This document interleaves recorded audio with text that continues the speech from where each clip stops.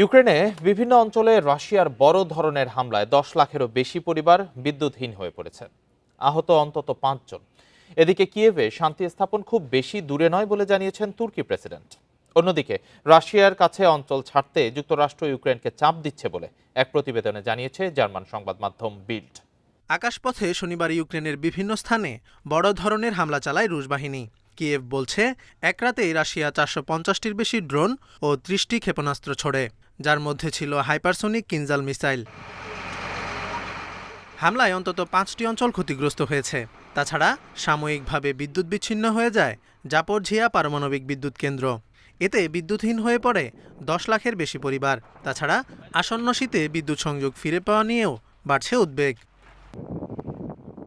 এদিকে শান্তি আলোচনা জোরদারে সোমবার জার্মানিতে বৈঠক করবেন মার্কিন দূত স্টিভ উইটকফ এবং ইউক্রেনের প্রেসিডেন্ট ভলোদিমির জেলেনস্কি। বৈঠকে শান্তি চুক্তির সবশেষ সংস্করণ নিয়ে আলোচনা করবেন তারা।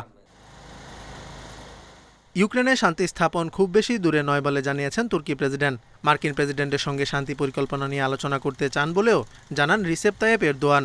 রুশ প্রেসিডেন্ট ভ্লাদিমির পুতিনের সঙ্গে বৈঠক শেষে এসব কথা বলেন তিনি। যুদ্ধের অবসানে রাশিয়ার কাছে অঞ্চল ছাড়তে ইউক্রেনের প্রেসিডেন্টকে চাপ দিচ্ছেন মার্কিন প্রেসিডেন্ট। জার্মান সংবাদ মাধ্যম বিল্ডের প্রতিবেদনে এই তথ্য উঠে এসেছে।